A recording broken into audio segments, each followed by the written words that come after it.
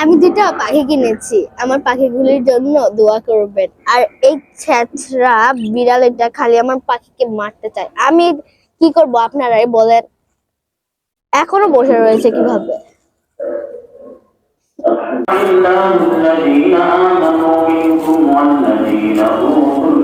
আমার পাখি দুটো, একটাকে ছাড়া আরেকটা থাকতে পারে না। فقال رسول الله صلى الله عليه وسلم مثل العلماء في الناس كمثل النجوم في السماء يهدي بها صدق الله وقال تعالى في شان حبيبه إن الله وملائكته يصلون على النبي يا أيها الذين آمنوا صلوا عليه وسلموا تسليما اللهم صل على محمد